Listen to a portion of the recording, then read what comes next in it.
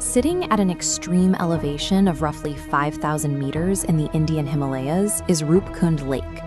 The taphonomic conditions here, the environmental factors affecting remains after death, are permanently severe, defined by near-freezing temperatures and exceptionally low atmospheric oxygen. These specific variables create a natural freezer, arresting the standard microbial decomposition that would otherwise break down organic matter. This environment resulted in rare forensic survivals at the site, including soft tissues and perfectly preserved wooden and leather sandals that remained intact across centuries. Rupkund is a geological time capsule that captured the physical evidence of a massive human tragedy before it could decay. When researchers first analyzed the hundreds of concentrated skeletal remains, they worked from the baseline assumption that this was a single population, wiped out in a one-time catastrophic event. However, the site lacks any sign of camp infrastructure. There are no tents, no localized debris, and no large cooking pits. The presence of intact valuables, such as rings and glass bangles, also definitively rules out common causes like banditry or post-mortem looting. The osteological posturing is equally specific. Many victims were found collapsed in sitting positions, suggesting they were incapacitated instantly without a struggle. The physical distribution of the bodies points to an unpredicted mass fatality during active transit. To find the exact cause of death, investigators focused on forensic osteology, looking for specific trauma signatures in the skeletal remains. The craniums show a highly specific injury pattern: uniform, circular depressions located exclusively on the superior surfaces. These fractures are anatomically isolated to the top of the head and shoulder clavicles, with no signs of defensive trauma on the forearms or lower limbs. This uniform trauma differs from the chaotic patterns expected from bladed weapons or the crushing force of an avalanche.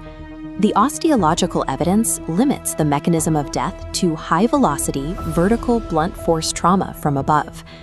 This forensic profile matches a specific meteorological phenomenon, an extreme hailstorm producing mega cryometeors. To cause these uniform fractures, the storm would need to drop ice spheres measuring 7 to 10 centimeters in diameter, reaching terminal velocities of nearly 100 kilometers per hour. In this high-altitude terrain, there are no trees or rock overhangs to provide shelter from impacts. Local oral traditions to the goddess Nanda Devi describe a similar event, a divine punishment where iron balls fell from the sky, striking down travelers. Modern forensic pathology and centuries-old local folklore align to identify extreme mountain weather as the primary threat. This investigation shifted into modern archaeogenetics, the sequencing of ancient DNA, to provide the high-resolution data needed to test the single-event theory. This chart plots the victims' genetic haplogroups against their carbon-14 dating, estimating exactly when they lived. The first major cluster, Group 1, appears between 800 and 900 CE and genetically matches South Asian and Indian ancestry. This group aligns with established historical logic, as active pilgrimage routes ran through the Himalayas during the 9th century. However, the genomic analysis revealed that not all the remains fit this 9th century window. A second major cluster of victims was found to have died roughly 1,000 years later, in the early 1800s. This 19th century group shared DNA markers with populations from the Mediterranean and southern Europe, specifically modern-day Greece. Traces of a third distinct Southeast Asian demographic were also identified at the site. These groups were separated by a millennium.